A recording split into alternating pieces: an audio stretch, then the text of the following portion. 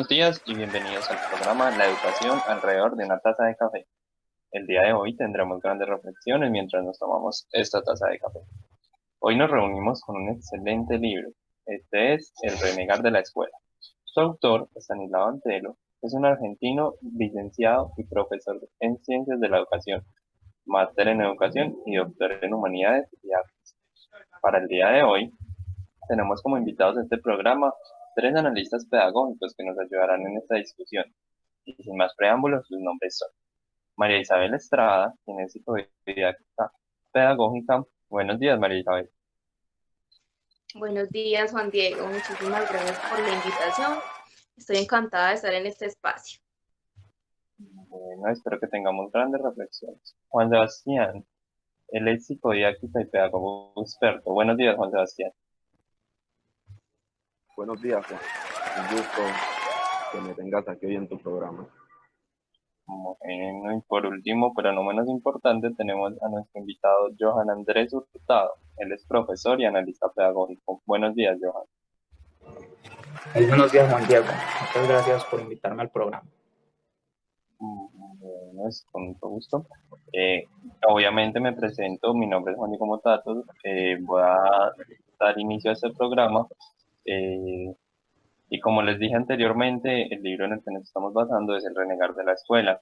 Encontramos un capítulo dedicado a lo que hace falta en la educación. Isabel, ¿qué crees que realmente es lo que hace falta en la educación? Bueno, pues yo creo que lo que hace falta en la educación es como todo aquello que cree ser como perfecto. O sea, existe como ese maestro que cree que cuando va a empezar a ejercer su carrera, cree que va a encontrar en la escuela como que todo esté bien, que no va a pasar ningún inconveniente y realmente no es así. O sea, él se da cuenta que faltan aprendizajes, que faltan saberes, que falta disciplina. No siempre en las escuelas está esa maestra amorosa o el pasillo que realmente está sin basura. Pues son muchas cosas que uno dice que hacen falta y que realmente no está mal. O sea, la educación lo que quiere es como hacer pensar de que en esa falta no existe una ausencia. Y no, realmente no es así. O sea, faltan contenidos, a veces estamos vacíos, no tenemos como unos buenos conocimientos o no tenemos motivaciones, son demasiadas cosas que influyen en este sentido. También otro error que cometemos mucho es que no nos interrogamos, o sea, todo lo hacemos como saber mediante algunos saberes especializados. Por ejemplo, que faltó disciplina, entonces llamamos a un experto en disciplina. Que faltaron saberes, llamamos a un psicólogo que cree saber cómo, cuándo y qué es lo que se debe enseñar. Lo que entendemos por perfección en este contexto. Personalmente considero que la perfección es un término muy subjetivo, ya que lo que es perfecto para mí no lo puede ser para ustedes. ¿Qué opinas de esto, Sebastián? Bueno, yo creo que para mí la perfección no existe, entonces no creo pertinente tener que hablar de esto, sino más bien considerar que la falta siempre está presente en cualquier contexto, sea educativo, en cualquier ámbito de la vida. Entonces, nuestro trabajo es hacer que esa falta sea menor, porque si pretendemos tener todo realizado, no tendríamos nada para hacer. Eso sería pretender tener todo hecho, simple pedagogía pipona. Pero ¿qué es ese concepto tan raro de pedagogía pipona o piponismo que realmente ningún diccionario lo define? Si realmente ningún diccionario lo define. Y es como toda aquella pedagogía que pretende como no faltarle nada, que lo tiene todo, que tiene coherencia, realmente como lo perfecto. Todo, yo creo que todos tuvimos como ese maestro que llegaba justo al tiempo de la clase, que tenía una asistencia perfecta, que parecía no faltarle nada.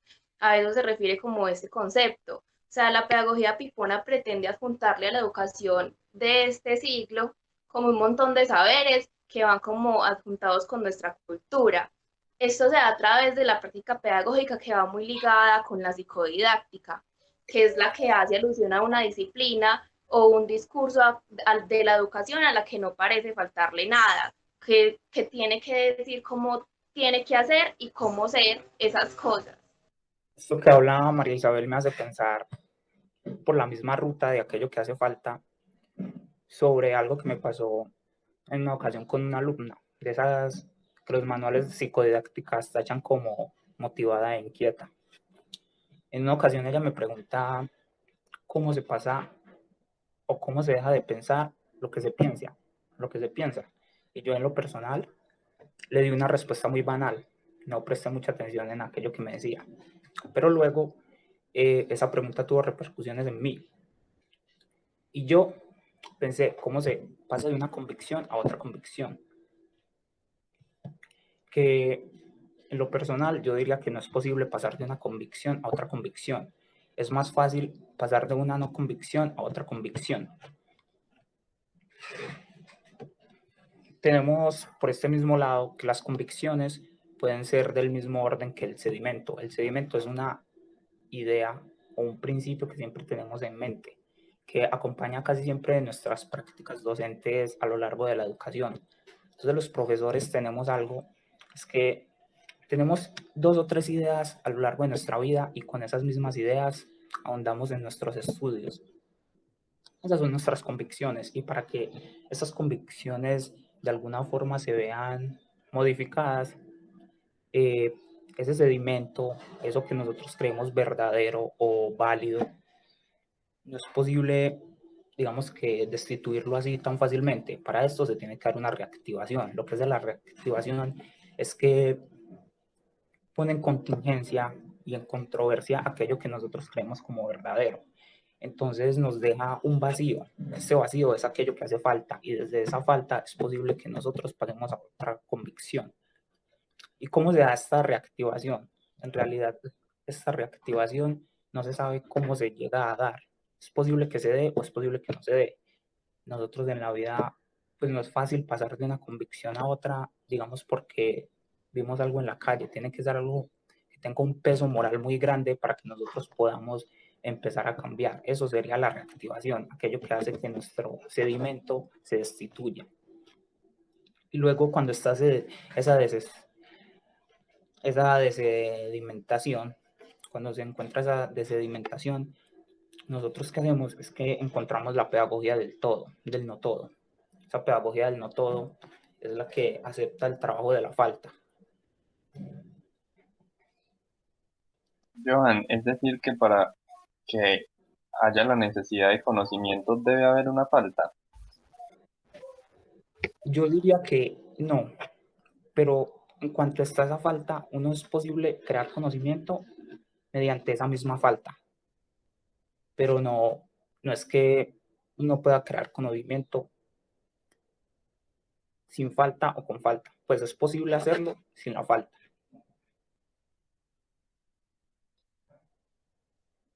Ok, Sebastián, ¿qué piensas tú de esto?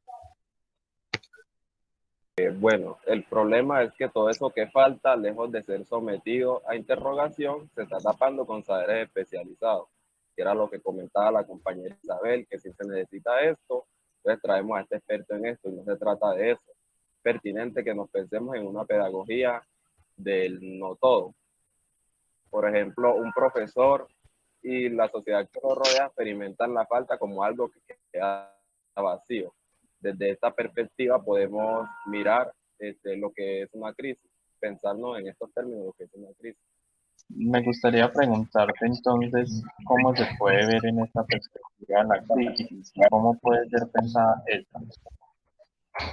Bueno, la crisis es lo que provoca una persona se encuentra con ese lugar vacío, no saber qué hacer o qué rol tomar.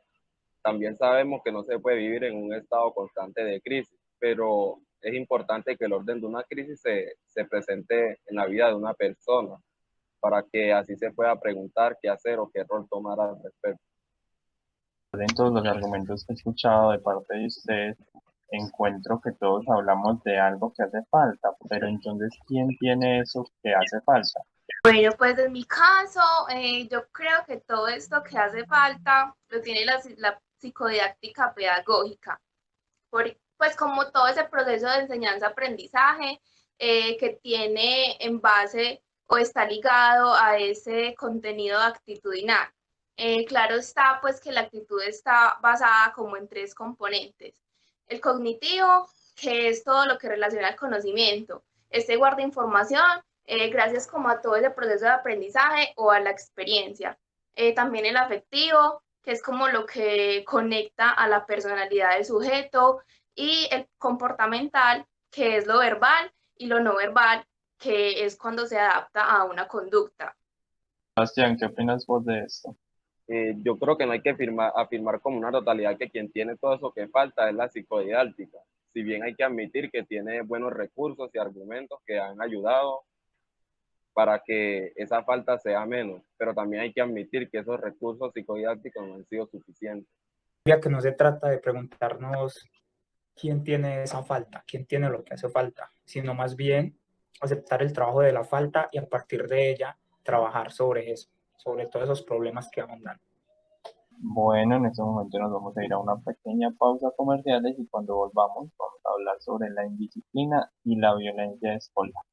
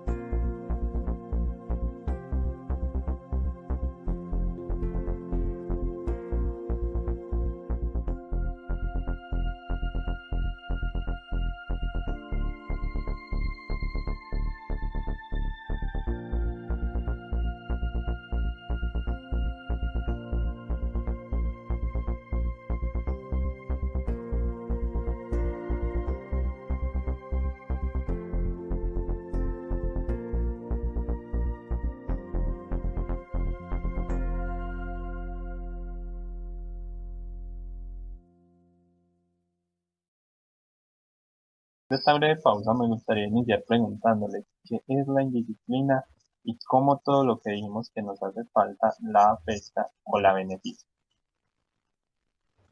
Bueno, Juan, te cuento que la indisciplina es el desorden, lo negativo. Valga la redundancia, es lo que hace que no haya disciplina, obediencia o conducta, si se puede decir. No es algo que se estudia. Realmente se puede decir que si en una escuela no hay indisciplina, no es una escuela.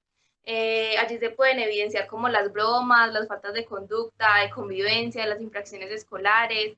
Todo esto convive con la indisciplina.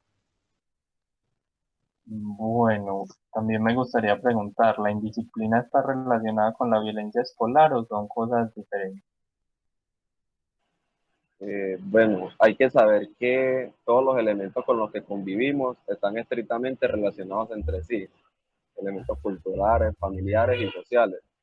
Así que entonces la educación que se nos da, el grupo social y el contexto del momento hacen que nuestros comportamientos sean determinados por esas cosas. Así que puede que en ocasiones la violencia se vea como una respuesta por culpa de la indisciplina, así como también puede que la violencia no sea por culpa de la indisciplina. Así que a veces hay relación y a veces no hay relación. Para concluir, podemos decir que es necesario reconocer lo que hace falta en la educación y cómo podemos reducir esa falta. También debemos tener en cuenta al momento de la indisciplina cuáles son los factores que afectan al sujeto y producen esta indisciplina. Además, prestar la atención necesaria a esta para evitar que se convierta en violencia escolar. Bueno, pues yo espero que les haya gustado este programa, que por la situación actual nos toca de esta manera virtual. Aunque nos encontremos separados, considero que las reflexiones fueron muy enriquecedoras. Muchas gracias por la participación a nuestros invitados y espero que nos volvamos a encontrar. Muchísimas gracias, Juan Diego y compañeros, por este espacio, por este rato. Me encantó estar con ustedes. Gracias a ti también, Juan, por invitarnos a tu programa y a los compañeros también por sus opiniones. Es un placer para mí haber estado aquí. Muchas gracias a todos. Bueno, espero nos volvamos a encontrar y así terminamos este programa.